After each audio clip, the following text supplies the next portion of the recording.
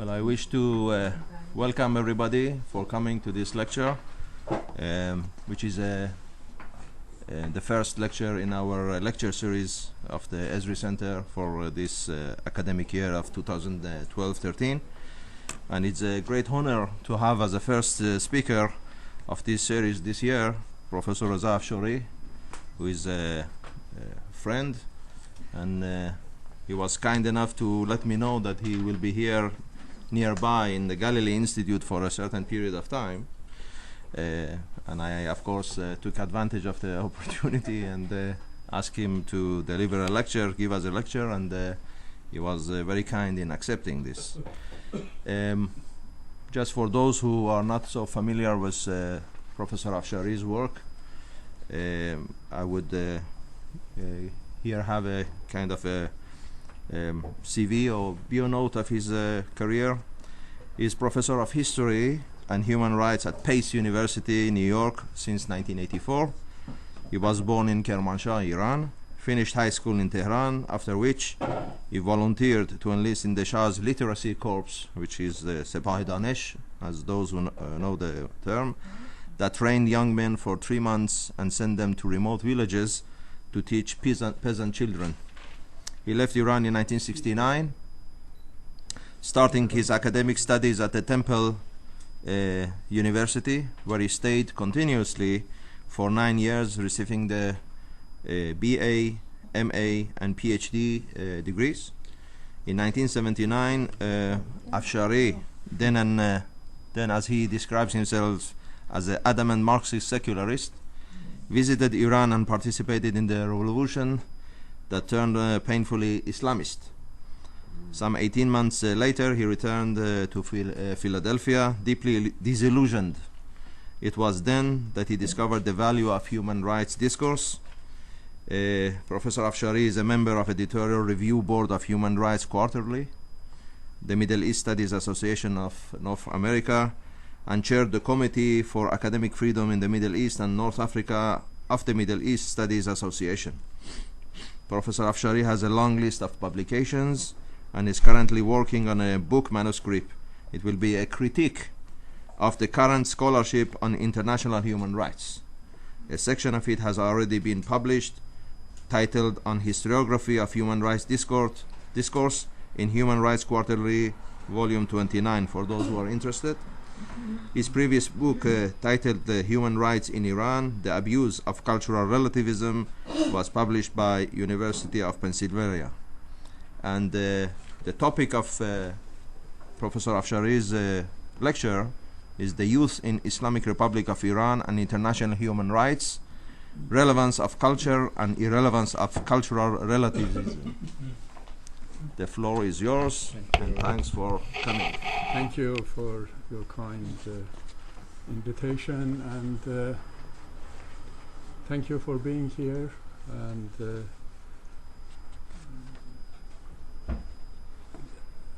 I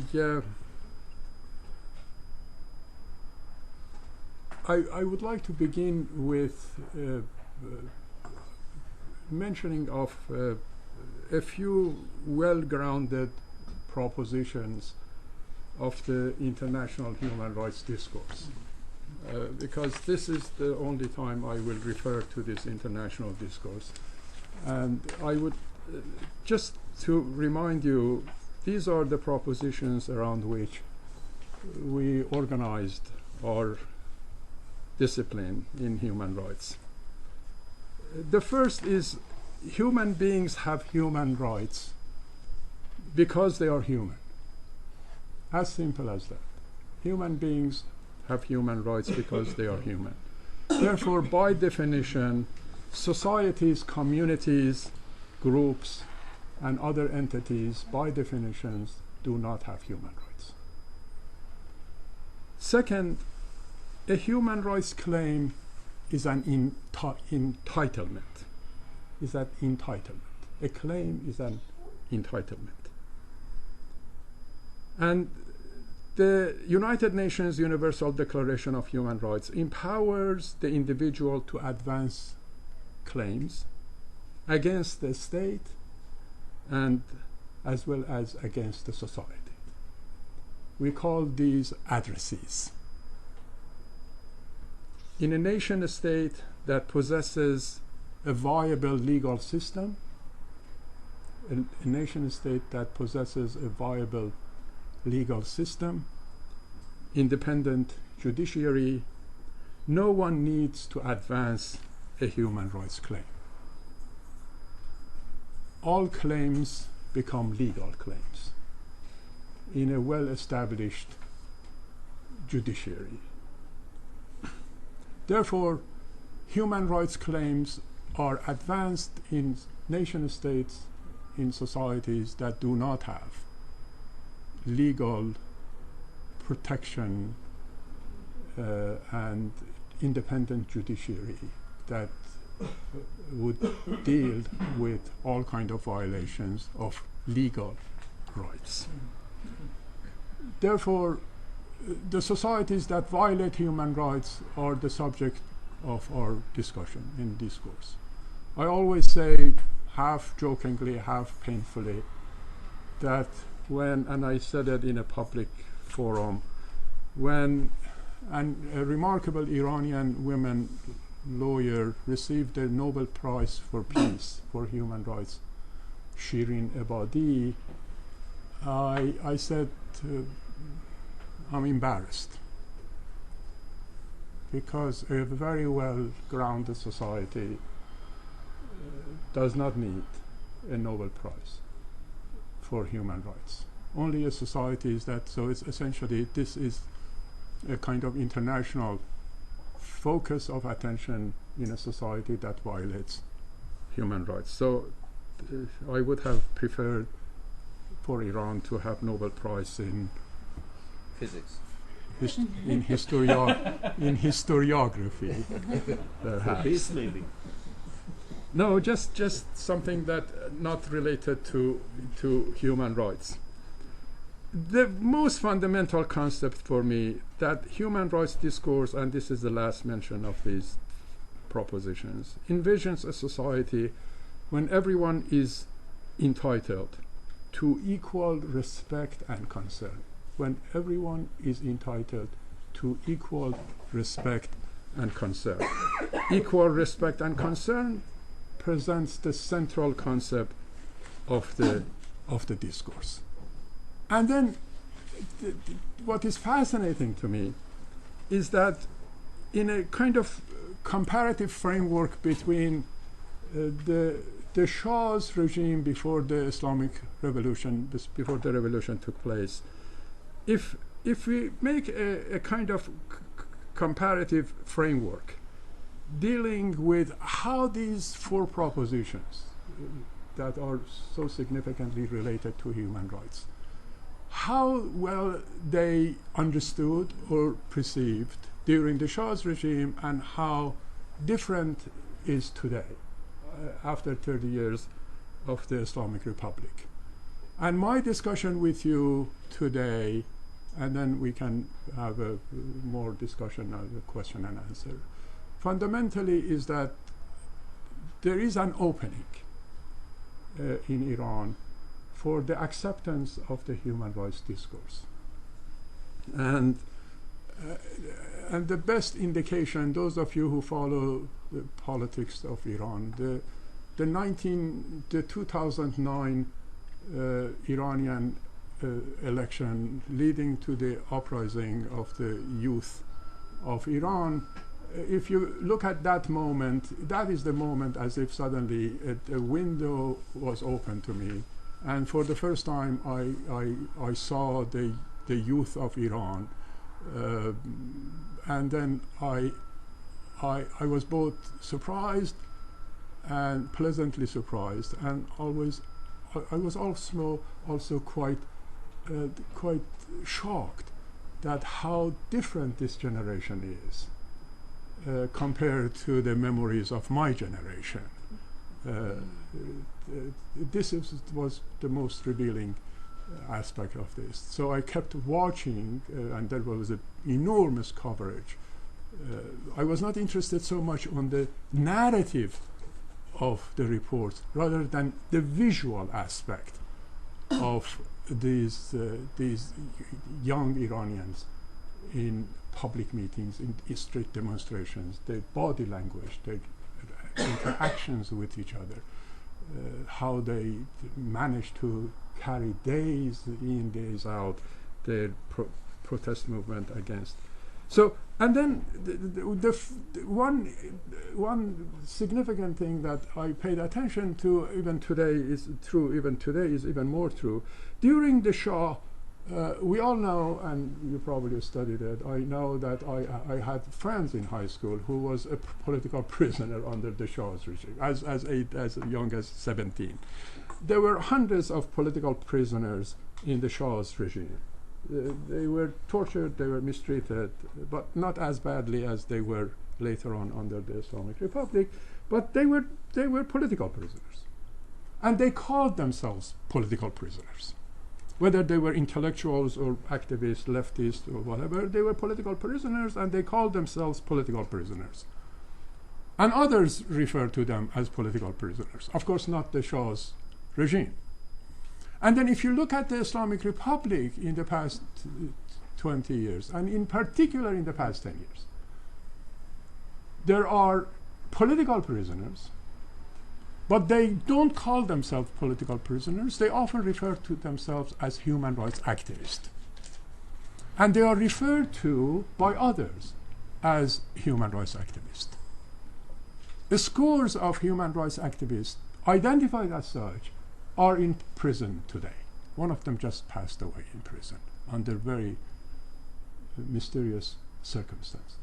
So this, and of course the regime called them traitors or the agents of Mohareb, the agent of the Israeli government or the US imperialism.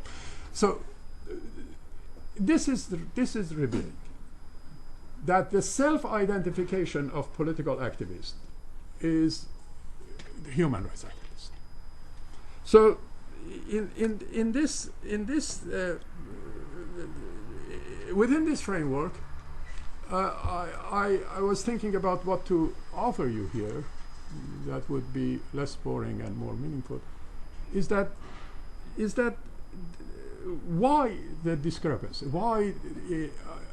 During the Shah, my generation had no sensitivity about the international human rights. And why this new generation has this. Universal Declaration of Human Rights was passed in 1948.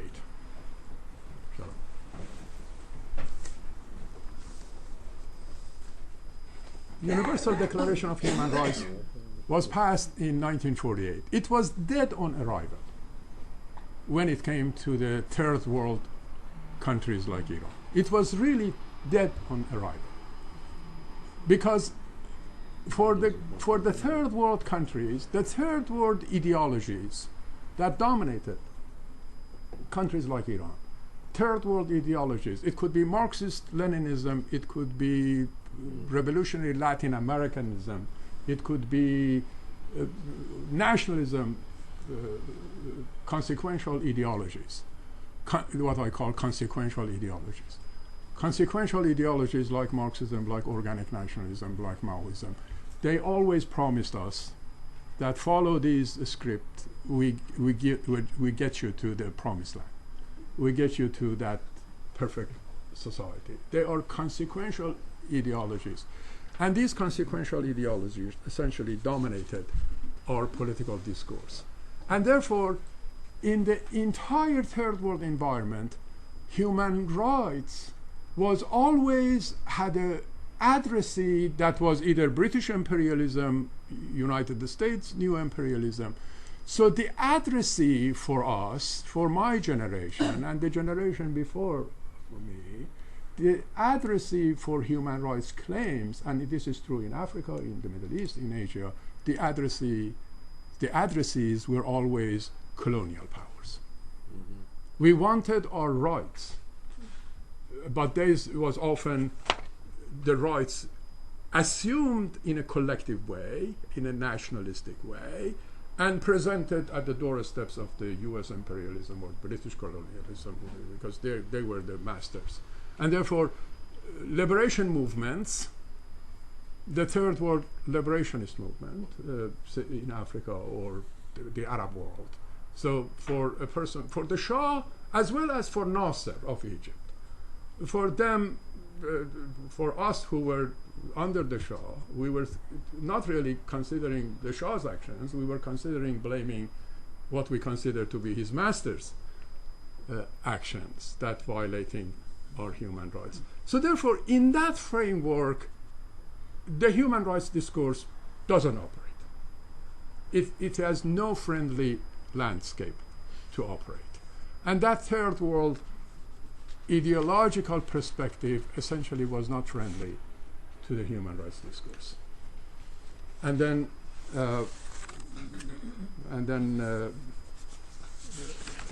the Islamic Revolution happened. One thing that I put for you in the handout is the concept of Gharb Zadegi. That is on page 2, at the bottom of page 2, the concept of Gharb Zadegi. This is West toxification. It's called, the translation Gharb Zadegi, Gharb means the West, West toxification. This was a concept that is the Western influence, the Western intrusion into the Iranian culture, politics, is so corrupting, so dominating. Therefore, West toxification was a term that actually was used more, it is associated with a very significant writer, Jalal al-Ahmad, who wrote this poetic book denouncing every aspect of the Western influence over the Islamic culture. He had a religious background in his family, but for all practical purposes, in his behavior, in his daily life, in his very modernist, novelist wife, he was westernized to his bones, modernized in every aspect of his life, except his narrative that came out of his brilliant mind.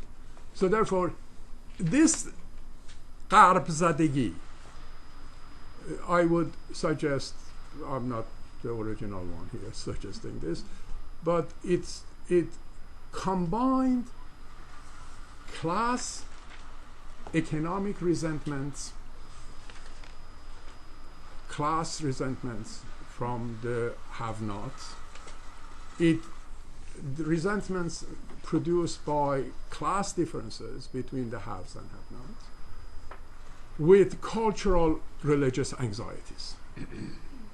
So this combination, Gharb Zadegi, created a conjunction in Iranian history that produced this connection in the minds of political activists who engaged in opposition to the Shah, that combined, this is the historic conjuncture in an ideological sense, as well as has implications in political actions, cultural resentment, class resentment combined. And it became a powerful narrative when the Shah after 1976, 78, 76, 77, 78, the Iranian government, the Shah, was facing massive socio-economic problems, and suddenly this Gharb Zadegi became the key in the discourse to opposition to the Shah. It appealed to the secular activist, as well as it really, the Ayatollah Khomeini had no friendly relationship with this Gharb Zadegi, but he used it. He knew that this is a very powerful concept, and of course he would have no tolerance for the author of this concept, because the author of this concept was on the other side of the Iranian society. He belonged to the middle class that was essentially pragmatically secular. So this Garbzadegi, I suggest, has a lot to do with the lack of understanding and sympathy for human rights. Garbzadegi had wrong address for human rights. Garbzadegi had the Western powers as the addressee for human rights. And therefore, let me, you know it, the Shah was overthrown. This is 1979. And I assure you that even Ayatollah Khomeini could not predict that one day he would be the supreme leader of the country.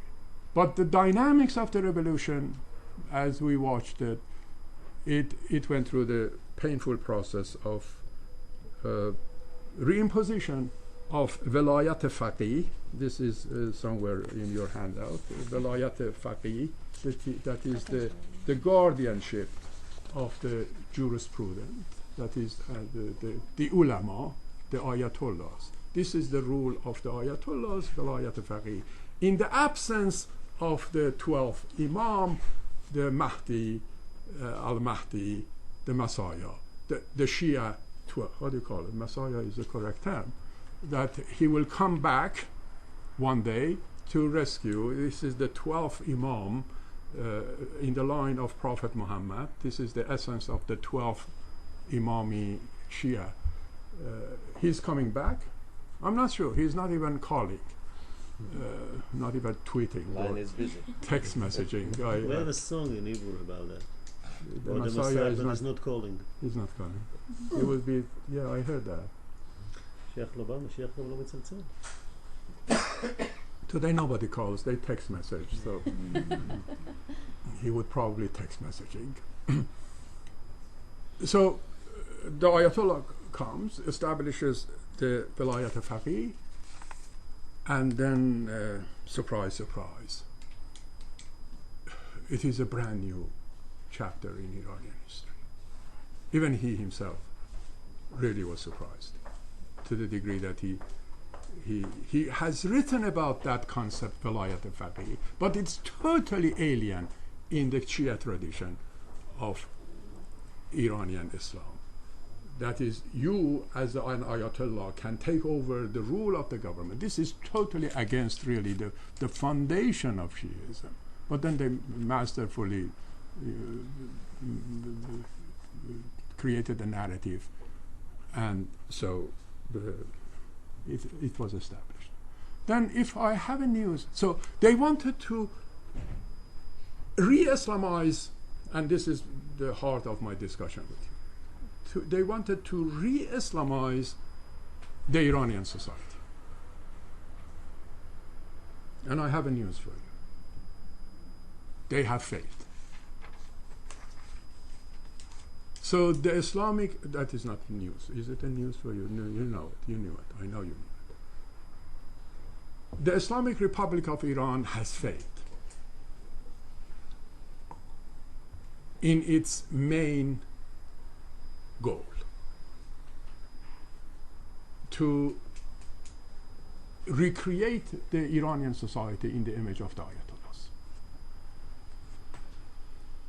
So this is a significant development, that despite all these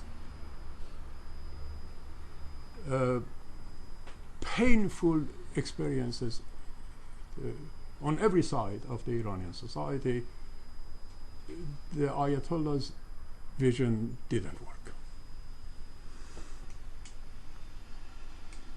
And my very simplified answer as why. The first, I think I put it in your handout, but my puzzling question has always been, in the past 20 years, how do you re-Islamize a society that has been Islamic for more than 14 centuries? How do you re-Islamize a society that has been Islamic for about 14 centuries?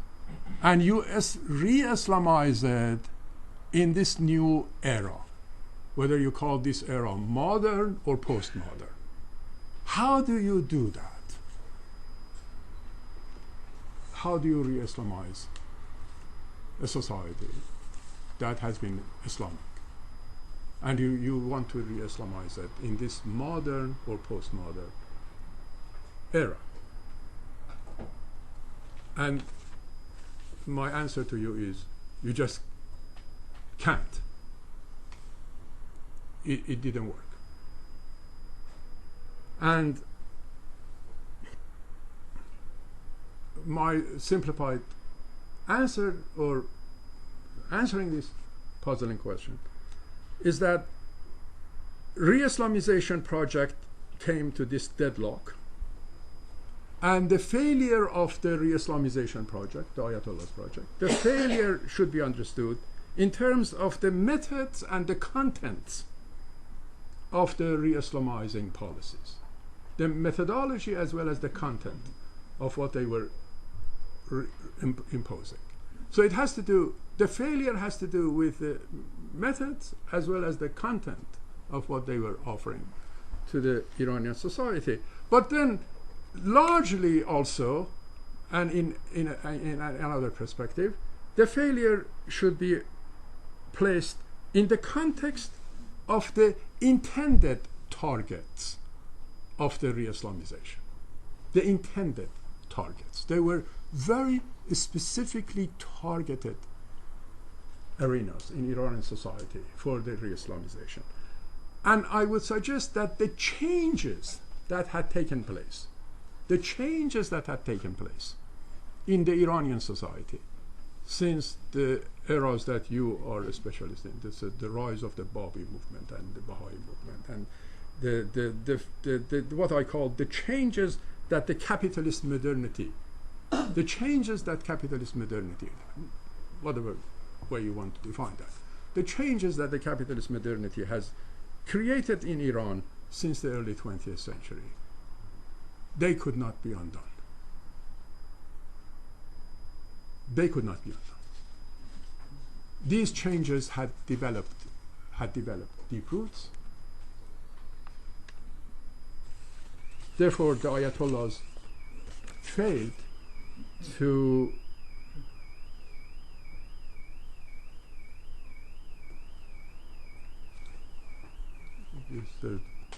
do we have to evacuate the building? No, we can close it.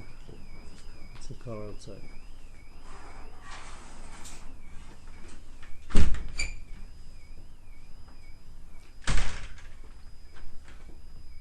Exactly the changes that the Ayatollah didn't like. These changes, I have put some paragraphs for you. The new chapter that I added in last year to my book, the very long chapter, discusses this. That essentially I came back to this book after 2009 uprising, to paperback edition of it, and added a very long chapter that the Ayatollahs failed to change what I call the contours, the essence of what I again call the pragmatically secular cosmopolitanism of the country. Pragmatically secular cosmopolitan Iran. That cosmopolitanism was created since early 20th century, and then took off very aggressively, very significantly in the 1950s and 60s and 70s. We, in a scholarship of Iranian studies, we paid too much attention, a lot of attention, to the authoritarian system of the Shah's regime, to the oppressive system of the Shah's regime, and that prevented us from seeing really and appreciating the deeper transformation that the Iranian society was experiencing. The deeper that despite or because that authoritarian system was on the one side of the equation, the significant transformation at the societal level that were changes that were taking place in the 20th century. And therefore, this is associated with the middle class. We call this modern middle class. These transformations took place in the modern middle class Iranian society, and I'm using a concept that Azadeh Ma'awani in her fantastic book on the youth of Iran refers to this middle class today, modern middle class today, as the core of the nation. As the core of the nation. So therefore, if you look at box 1 that I put for you there, the amazing aspect of this re-Islamization project was how self-confident it was in its approach to change the which is already westernized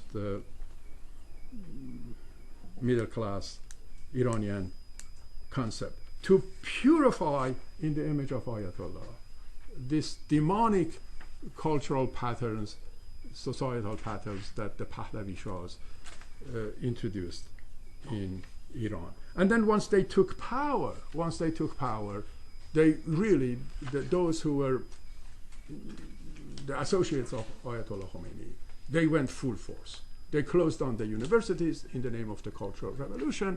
They purified the broadcasting system. They took over the television. They put everybody under the Islamic hijab.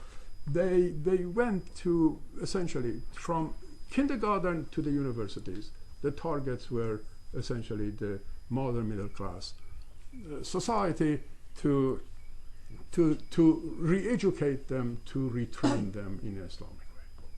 And then my interest emerged when the reason actually for writing this book is that by mid-1990s, as I was sitting in New York teaching and working on different projects for my scholarship, I became interested in what is called the prison memoirs.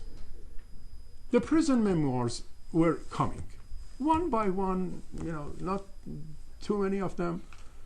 These are the prison memoirs of the prisoners who survived the early years of the Islamic prisons.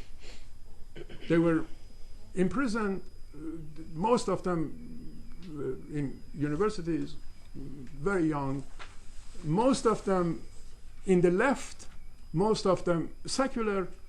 Of course, the significant Islamic radical mujahideen is part of them, those who are mixing Shia Islam with Marxism. So they were a very distinct group, went against the Ayatollah's regime, and therefore they are all in prison. And then you read the prison memoirs one after another, and then the impression I got at the end of it, including Shahrnush Parsipour, a very secular novelist, happened to be right in the middle of them. Didn't fit the description of a typical, she wasn't that young, she was a very relatively well-known novelist, and she's observing the whole thing. She's observing what I call the Islamization of the prison system. So they came and they executed but then there are hundreds, thousands of them, and I became interested in what some of you are familiar, Evin prison. Evin prison is a large prison. The Shah built it. Political prisoners were kept in Evin prison, and now suddenly Evin prison has become the lab for social engineering under the Islamic rulers. And there are very few Ayatollahs there, but the head of the prison, Lajavardi, is a merchant. He was a merchant in the bazaar of Tehran, deeply rooted Islamic tradition, and then he has become the head of the prison system. And under him, there is another one with business, lower class business background. They called him Haji Rahmani, and there are great descriptions of these men trying to re-Islamize the prison. So for me, the prison became a microcosm of the larger society, because they had the captive audience.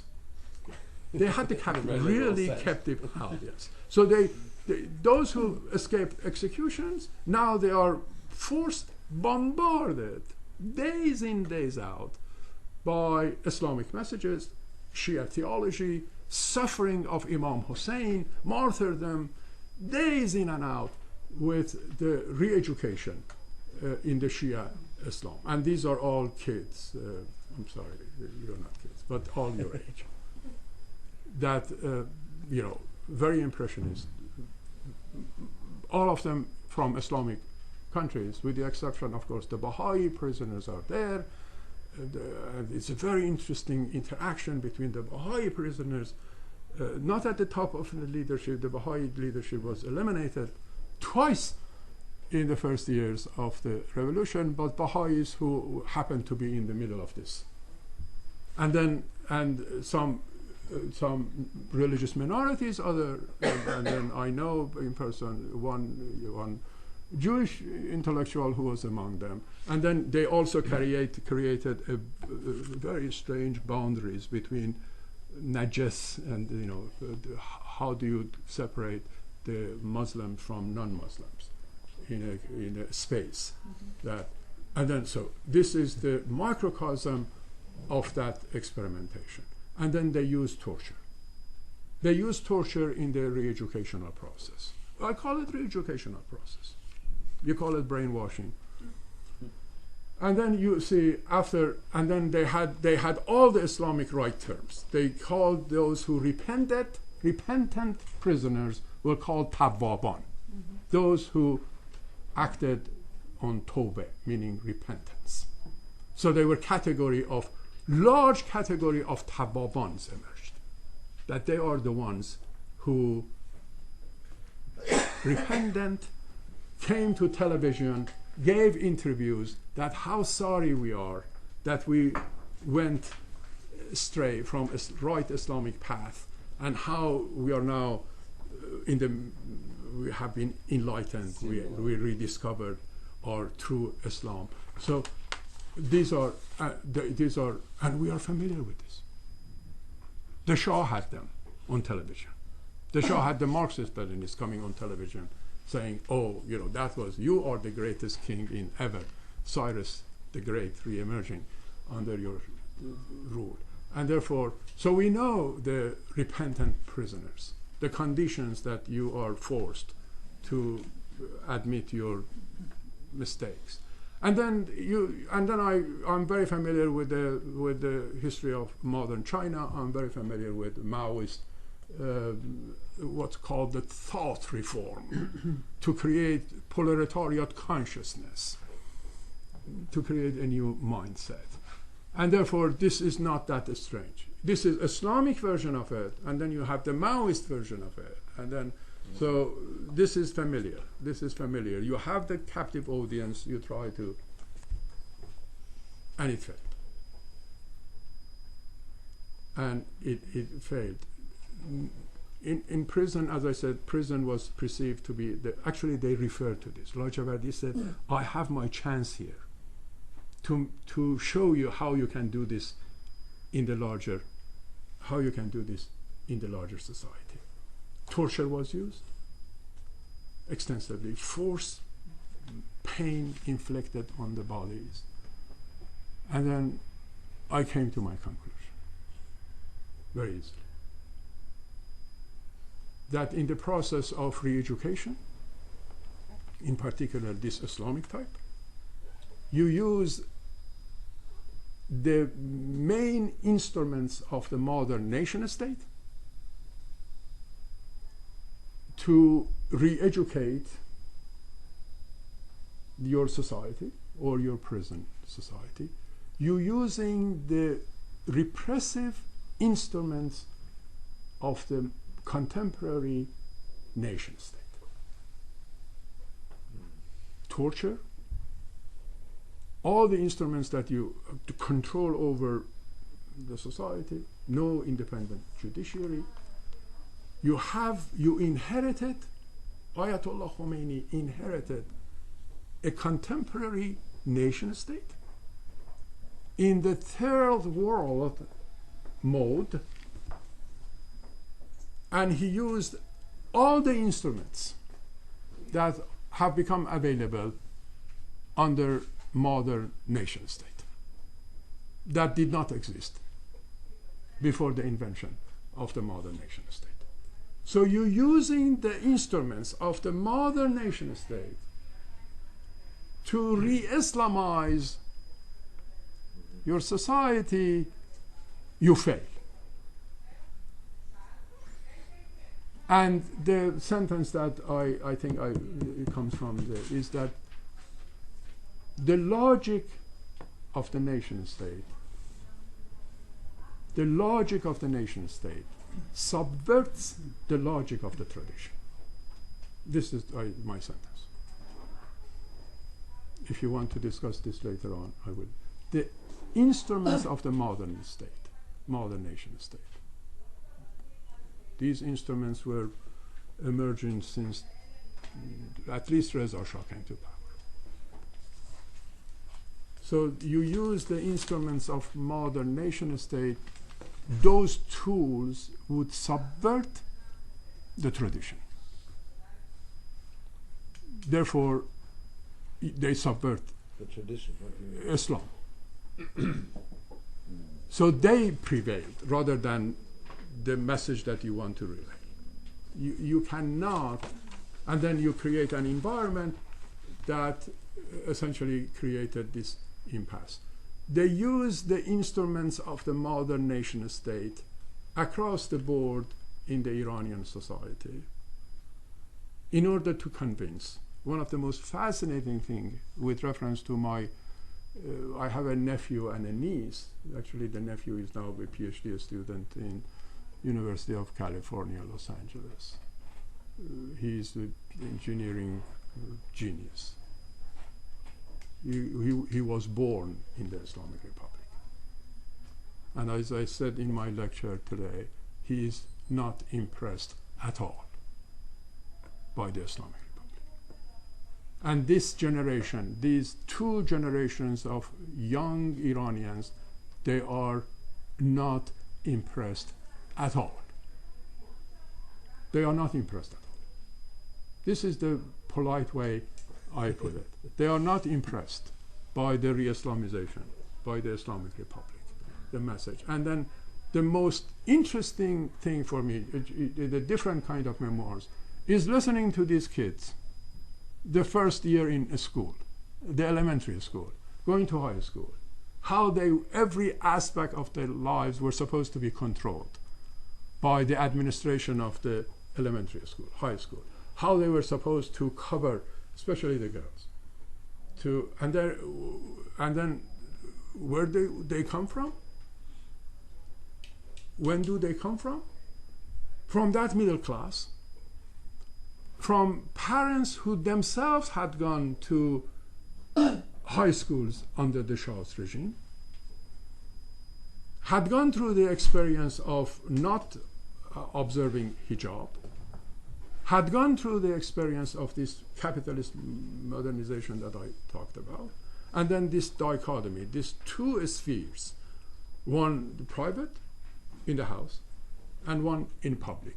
So you assume that they have become schizophrenic, that in private life they behave one way, they go to the public the first day in school, and then the parents this is the memoirs, oral history. I love to listen to them. They just talk about this duality of space, the private space, the public space. The private space is governed essentially by that pragmatic secularism that I talked about. The private space is governed by that. The public space is governed by this educational re-Islamization project. And guess which side is going to win? Is no-brainer. Which side is going to win? The private side would win. In this battle, the private side would win. Because the parents were constantly telling their children, don't say anything about home when you are in public. And then they would behave. They think they had become schizophrenic. Far from it. They had become the masters of manipulating their environment. They can, as my niece said, don't worry about it. In 5 seconds, I shift from a very upright young woman with the cover, and then in 5 minutes I shift back to my pragmatic, I call it pragmatic, to what I like to do. And therefore this is the paradox. And then I attribute this to the strength of what I call the other Iran. The other Iran. So the other Iran, I think I'm one of the few earlier scholars who use this term. My last chapter in this book, written 2009, 2010, is focused on that. The central concept for me is what I call the other Iran. The other Iran that was subject to this re-Islamization process. The other Iran remained loyal to what it was most familiar with. It kept that pragmatic secularism operational, first in private domains, and then they intruded into the public domains. They began to reject the Islamic restrictions in the public domains. This emerged in the mid-1990s very clearly. You could go to the parks, go to the coffee shops, go to the shopping centers, and then you think, and always I am told, oh, Reza, aren't they a very small minority? And my answer is no. They are not that small minority anymore. Not only they are not small, this is the largest middle class ever. Continuation of the Shah's regime, continuation under. They couldn't close the universities. They could not shut down the medical college. They could not shut down the engineering schools. And how do you teach engineering and physics? How do you teach medicine to young students who have the tradition in their parents, the aspiration to be educated? We were talking about this, my father, who wanted us to be the best in everything in terms of education. So that tradition, how do you teach medicine in an Islamic environment? You just can't. How do you teach physics and mathematics Islamically? You just can't. And how do you get your professors to come and teach you physics and mathematics and medicine and engineering?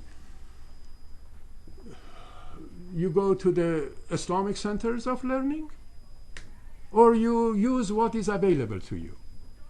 And what was available to you, hundreds of graduates of Western universities left the Western universities, went to Iran in the 1970s, and they survived. So I really think this is the essence. You come, the cultural forces that want to re-Islamize you have this logic that doesn't fit in a mathematics class. You create a kind of absurdity that mathematics and physics and science, medicine, it is totally rational. It is based on science. And then 10 minutes later, we are taken to a place in an Islamic training. Everything is irrational. You have to sit there, you listen to the discourse of the clerics, and then you walk out really not impressed. Even if, so it is not small, and then I have another news for you. That is all based on the scholarship and journalistic literature that have become available in the past 10 years. What is even more interesting is that this middle class, modern middle class, as one scholar said, the youth of this middle class have become the trend setters. They set the trends.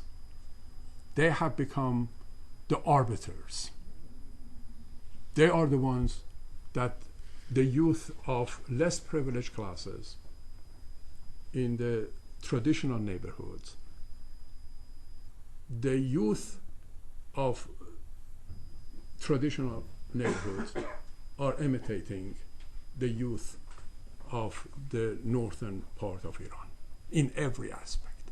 We have documentations for this. Anthropologists went to Iran, in particular 2 Iranian American anthropologists and one who is actually in Europe. Because they were young, they could reach during Khatami's time and go to the list of the books that I provided for you. I think I spoke enough, or You have another 8 minutes. 8 minutes? Yes. I That's haven't one. even begun. 1 hour. Okay. Can give you 10 minutes. Okay. Because I think there will be yeah. some questions. Very good. Absolutely. I actually, you know what? If you have my handout, you don't need me. You can go right now, and we can go and drink or go for something. You don't really need. I try to put this in such a way that even without my explanation, you can really follow. I'm not saying that I'm giving you a version of the truth. Far from it. There is no version of truth in anything I say. But I'm giving my sense of how I managed to sort out things in my mind. Giving my years of experiences and my profound interest in this type of work, and in particular the youth of Iran. The first book, I already spoke about Pardiz Mahdavi. The title of her book, would you read that title of the book for me? Passionate Uprising, Iran Sexual Revolution. What do you think it is? Iran Sexual Revolution. This is not about my Iran. And I jokingly said to an audience, in a university audience in the United States, what the hell, why it didn't happen when I was 18 living in Iran? So it happened now that I'm an old man. They went through, what is this sexual revolution? How did this happen? It happened 1990s. This generation who came of age in the 1990s, they broke away from the restrictions that they actually, it is a sexual revolution in the Islamic Republic. It's a fascinating book. And how could she could write that?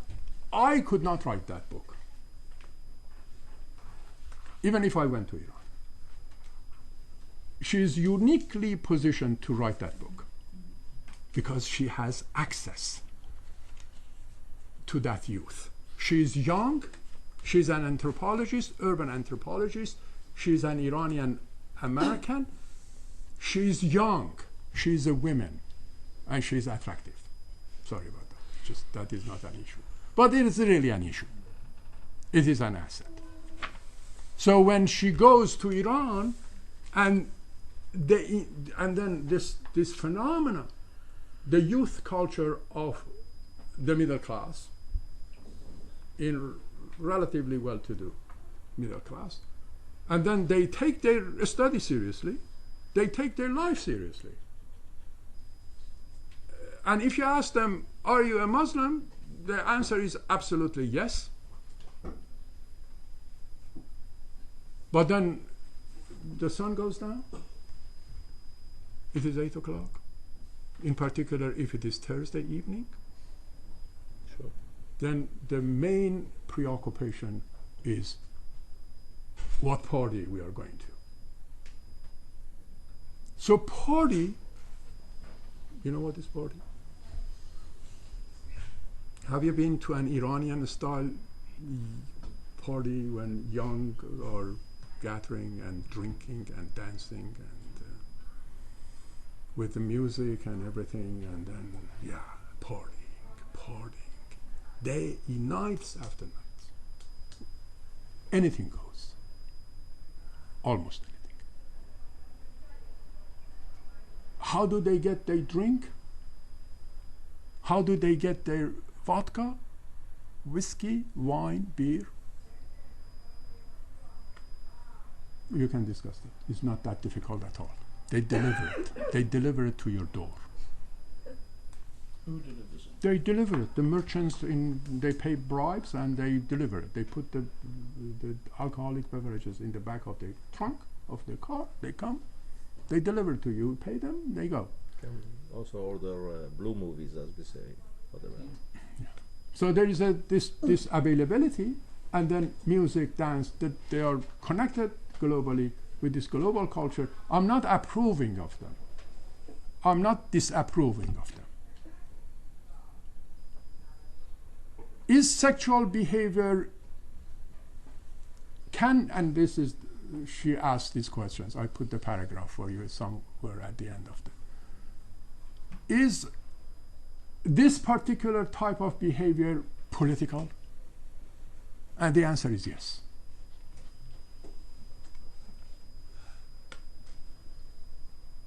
Is private behavior expressing political dissent?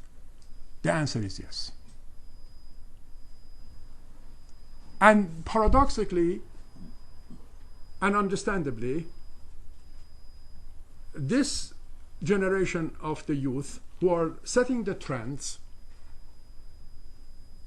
they are also apolitical. They are apolitical largely. So therefore, but in a more meaningful way, their behaviors, their actions are rejecting the dominant narrative that the Islamic Republic presented to them. So therefore, this is the essence of this is the moment. This is the moment that counter-revolution. a cultural counter-revolution. It is happening. It is global. And I say, if you read that sexual revolution, there are passages in that book. I urge you, if you are in Iranian studies, I think you should read that book. There are passages in that book that my jaw literally dropped. I could not believe that this is a description of a party in Tehran, in the Islamic Republic of Iran. How could she manage to get access to that? I told you the qualifications. Young Iranian women, the moment they discovered that this is an Iranian American, they grabbed her. They wanted to be with her. They wanted to come to this party, come to this party. I want to introduce you to this man. I want you to see this one. So very discreetly, she went to every place that she could possibly be and documenting, let's see.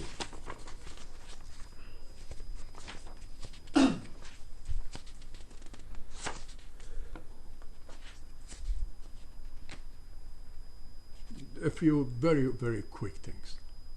That conjuncture between Gharbzadegi is dissolved. That conjuncture, resentment, culturally, class, is totally dissolved. The origin of anything Western does not create a reaction. If at all, it creates a positive reaction. Actually, yes. If anything, it creates so the origin of anything Western doesn't create any kind of rejection or any kind of negative thing. They want to participate in this.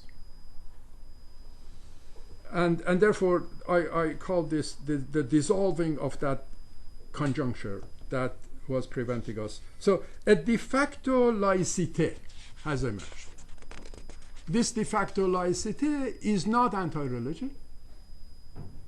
And then it has the capacity, because Islam is so officially defined in behavioral terms, not in terms of the theology of the Shia Islam. Islam is introduced to these young men and women not in a theoretical, theological manner. It is introduced through a set of behavioral patterns.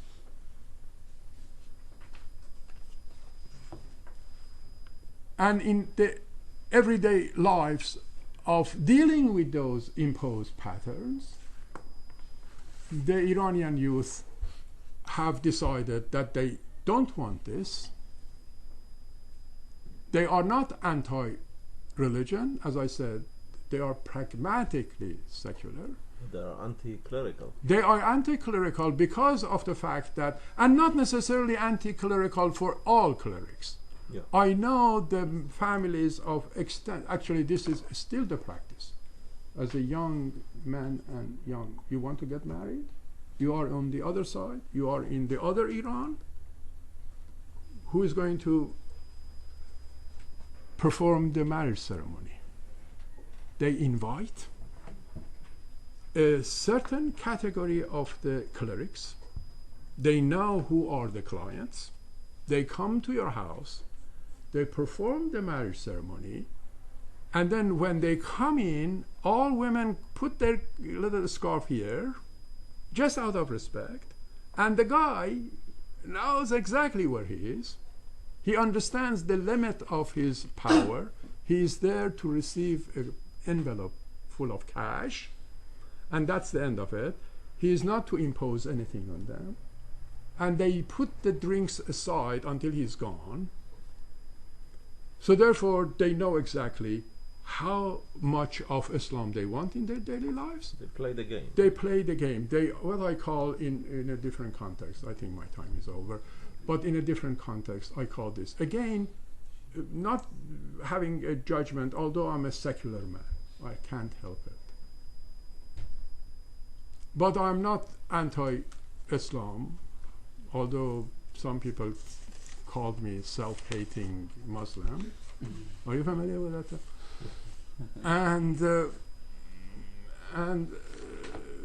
So, but essentially what they are doing is what I think many people in the United States are doing, what I call the privatizing and individualizing their religion and their culture. They're privatizing it. They are individualizing it. So they can select what they want.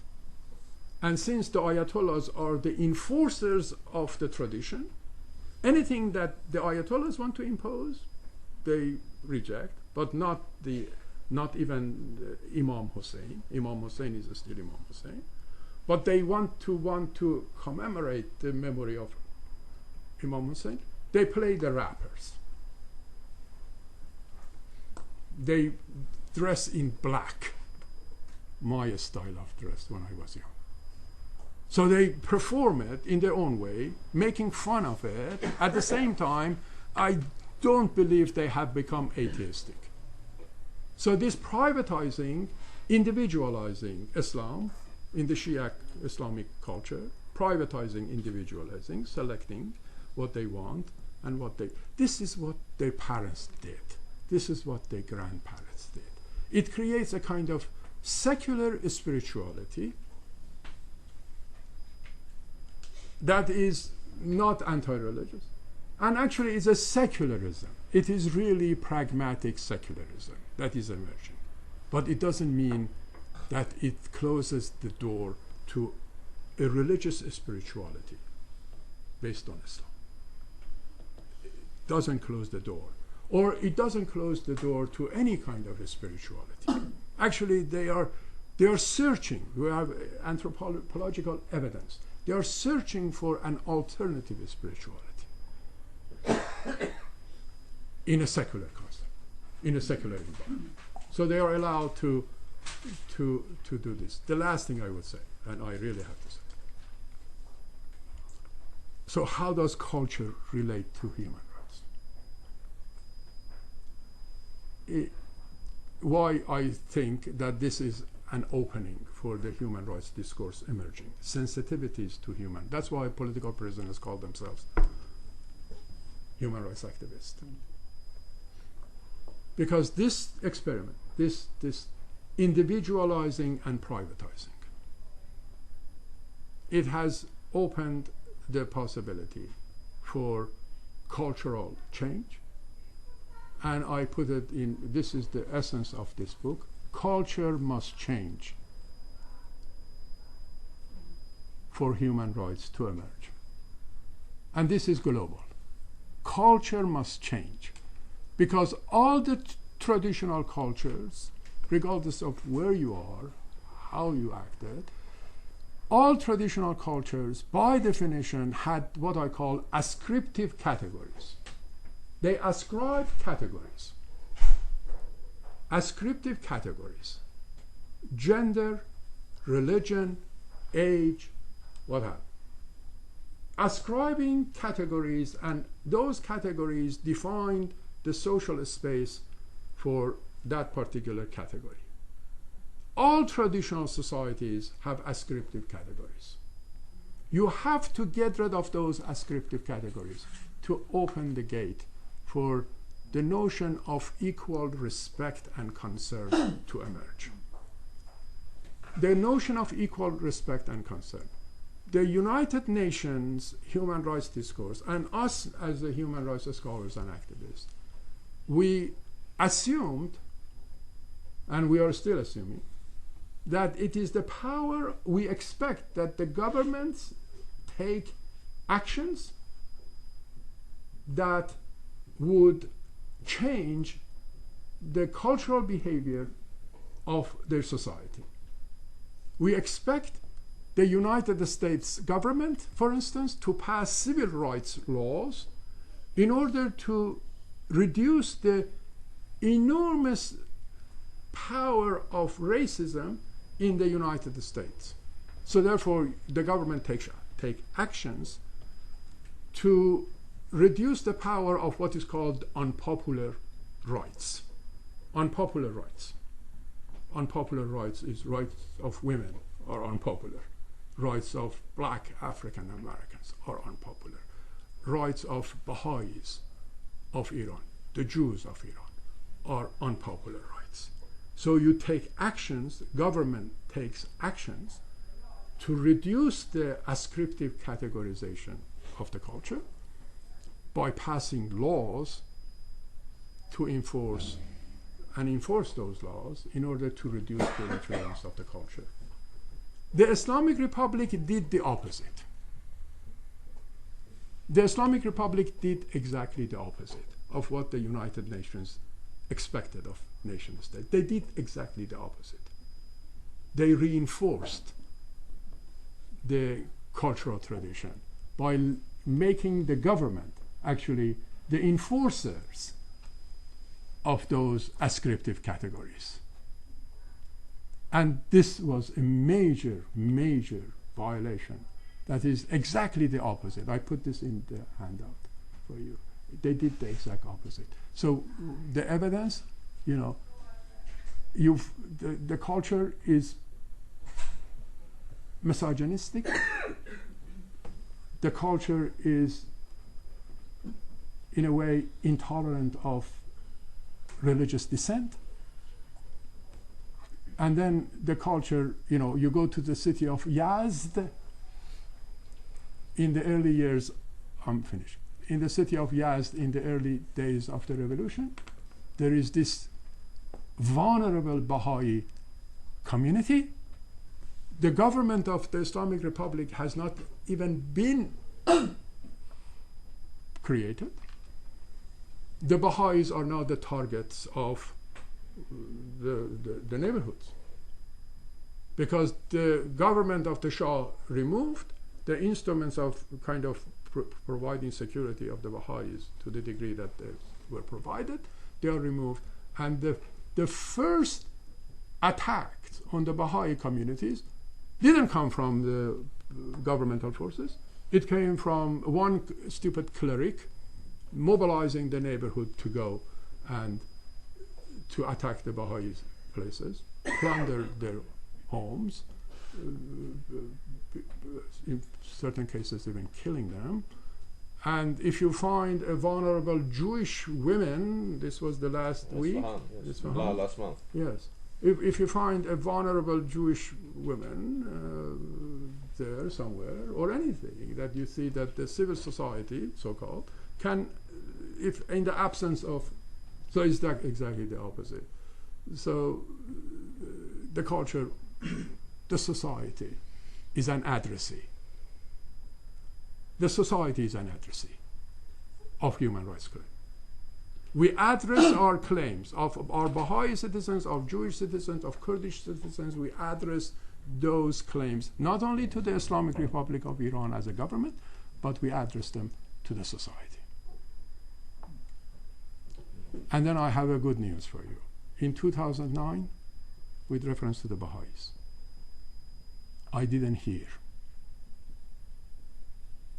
I didn't see any attempt on the part of the opposition to bring the Baha'is issues into the picture. It's a great achievement. That the Baha'is are no longer scapegoats for this political activity, the other political activity. So in a way, culture, I will finish with this. I apologize for the term, but I like the term. You heard me saying this before. The Islamic Republic acted like a cultural enema. Cultural enema. Do you know what is enema? Not an enemy, an enema. Enema. Cultural enema. That would clean your body all the From the inside. from inside. I assume all cultures need cultural enemas to open these clotted passages. And the Islamic Republic did quite well, the cultural enema. So the youth of Iran are not like the youth of the 1950s and 60s, with all kind of ideological, religious, dead ends. I'm not saying it is the Yerbana, I'm not promising you something brand new is emerging, but I'm saying in a dialectical way, perhaps we had to go through this experience. Definitely. And once we come out of it, if we come out of it, I will not be alive. But Iran would be a better, more tolerant society with more respect for human rights in terms of equal respect and concern. Thank you. And then the rest is in the handout, actually. Thank you very much. Thank you. We have a very short time for questions. John? You mentioned Evin prison and minorities like Baha'is and a Jew that you knew from there. What about Sunni Muslims, a few in Iran? Oh, were sure. there Sunni prisoners, and were absolutely. they sort of Yeah, converted absolutely. to Shia Islam? No, they were not forced to convert, but the Sunni political prisoners happened to be in Kurdistan often. Or Baluch? Or Baluch, Yes. yeah. But Kurdistan was the central Yes. clashing. So they were Kurds. They were Kurds. So therefore, you see the combination of the Yeah. two. You see the combination. More So the ethnic issue is Ethnic more issue. than the... the Sunni issue. Yes. The ethnic issue was far more significant than this. Yeah. And then they were really massacred. The Kurdish activists were massacred. In the first 6 months of they really lined up in the fields and executed. These are the These are the young, half nationalist, Turkish, Kurdish nationalist, half Iranian leftist. Males. Males. What, women and children? No, actually there were fewer female in the leftist Kurdish opposition than in the Shia side of Iran. Thank you. Thank you very much for your fascinating lecture. I would like to ask something about definition. When you touch the issue of middle class, you talk about the youth as part of the middle class. How exactly you define middle class in Iran? Yeah. What exactly is the middle class? Where is the boundaries and what is the size of the middle class? That's a very good question. Actually, I'm more interested in the cultural manifestation and the behavioral manifestation of that middle class than actual economic aspects of it. Because the middle class could be, anyone from a merchant family in the bazaar to a medical doctor, and somewhere in between.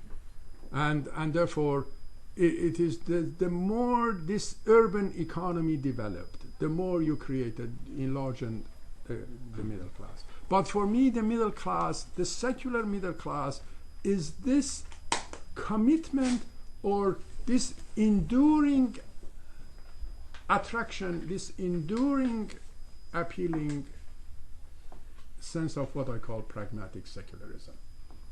That what happened, actually, there is a paragraph that I love that paragraph. I call this the cultural transmission from one generation to another. That is, that middle class, pragmatically secular, that behavioral patterns is now transmitted across the generation, from their fathers to their sons and daughters. And it's coming increasingly to be the source of the arbiter of culture for those who are not in the middle class. Are there any numbers for that? I mean, is there any, can you No. estimate? I mean, because we know that in Iran, the majority of the population, I think, is below what we call the poverty line. I mean, most of the people are economically in Yes. very deep situation. So what is the percentage of this middle class in all over the society of Iran? Okay. But in terms of behavioral patterns, Behavior and their numbers. Cultural? Cultural. they economic. probably more than 60% of the population. But is it an urban phenomenon? It's an urban phenomenon, but everything is decided in urban phenomena. To 60% of the population. Yeah, I believe that I can tell you for the numbers are very difficult, but I really don't think that those who were impressed by the Islamic Revolution and those who are organized in a very organized fashion to be the constituencies of the Islamic Republic, I don't think they are more than 20% of the population.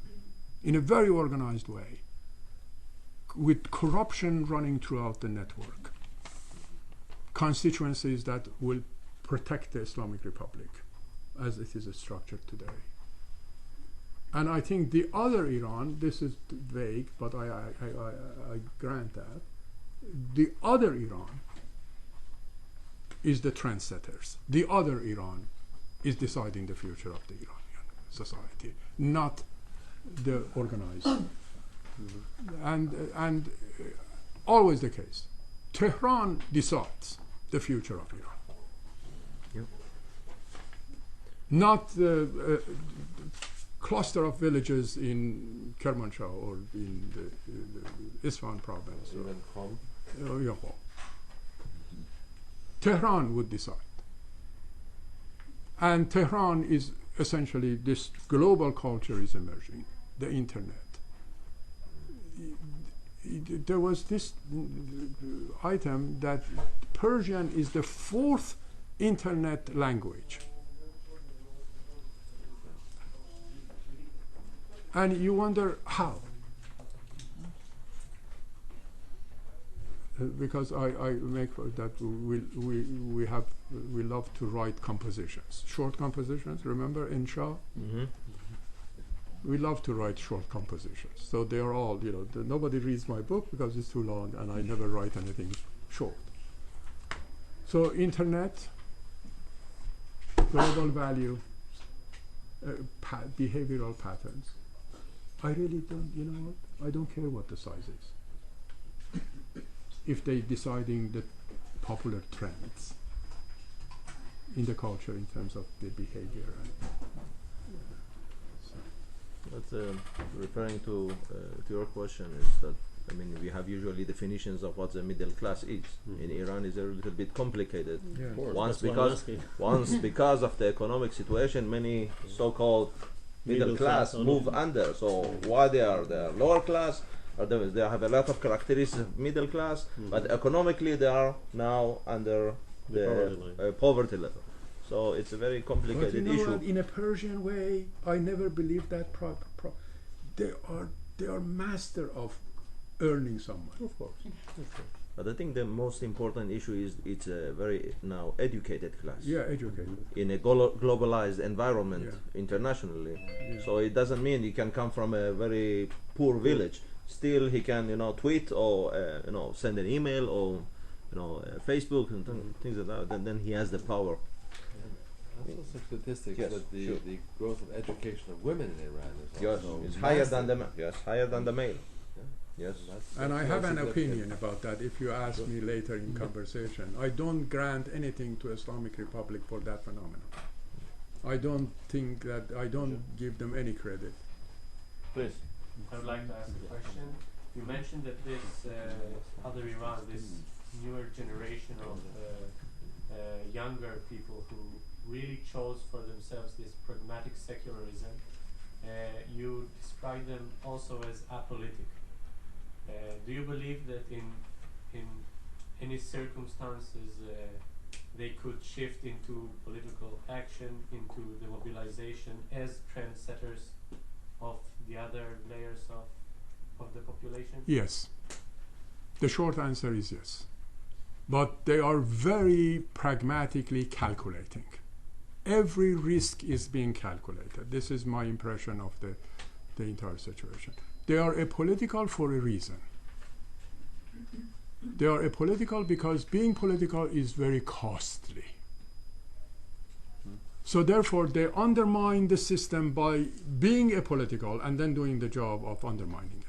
But the moment that they see the balance between the risk and success, like 2009, they appeared in public, took over the streets, very calculating, realizing that this is the moment that they may bring about certain changes, and expressed their opinions, and then they retreated. They retreated back because the cost was high. In contrast to my generation, that we were all wanted to be martyrs. Nobody wants to be a martyr in Iran at this time. And these reasons, these triggers will be, do you estimate, can be economic or ideological or political. They may suffer economically for a long time. So the sanctions, for the- example, the- they are Yeah, they are. Yeah, Not very- they are effective. They are effective, but I don't think they would induce a revolution in Iran. I don't think they would go. Actually, it may be counterproductive in the long run. But in a way,